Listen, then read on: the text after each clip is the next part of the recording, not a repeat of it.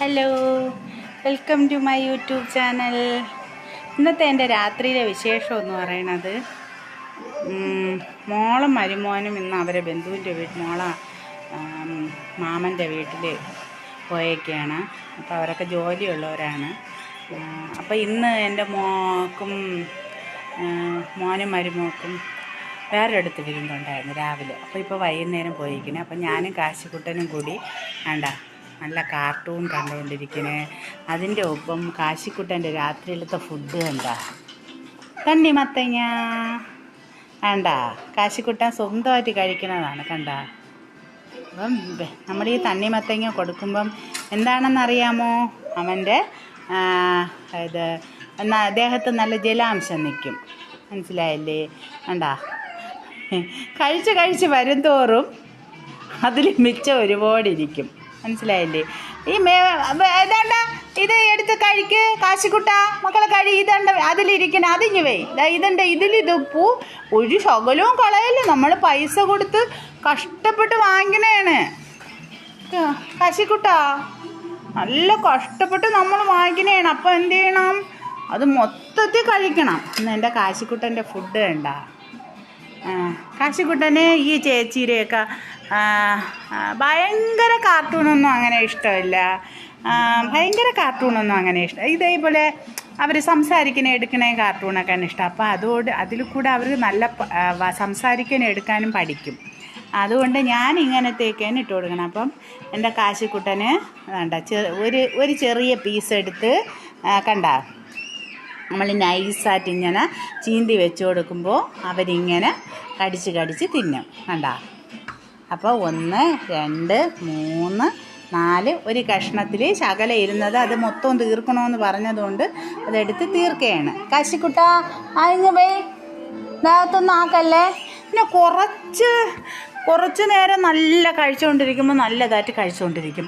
കുറേ കഴിയുമ്പോൾ ചില സ്വഭാവങ്ങളും. മനസ്സിലായില്ലേ? എണ്ണ എണ്ണ മക്കളെ. 1 2 3 4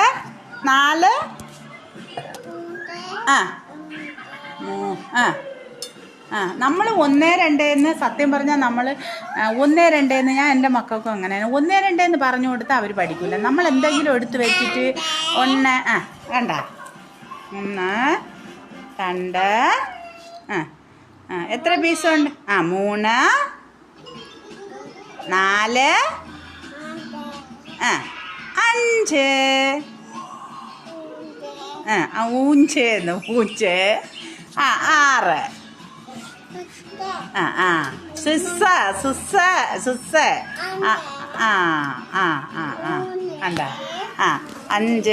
1 3 5 3 ഇങ്ങനെയൊക്കെ കാശിക്കുട്ടൻ അറിയാവും. 2 വയസ്സ് കഴിഞ്ഞല്ലേ ഉള്ളൂ. ഇപ്പം എണ്ണി പഠിച്ചുകൊണ്ടിരിക്കുകയാണ്. അതിനെ കഴിച്ച് തീർത്ത് ഒരു പീസ് മാത്രം മിച്ചം വെച്ച്. കാരണം കാശിക്കുട്ടന് നല്ല വയറ് വീട്ടും.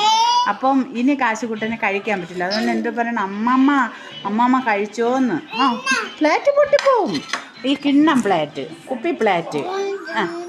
എല്ലാം നുള്ളി ഇതെല്ലാം ഇതിൽ പറക്കി വെച്ചേ.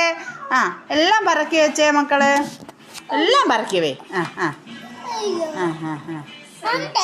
ഉണ്ട് അണ്ട് 1 അണ്ട് 1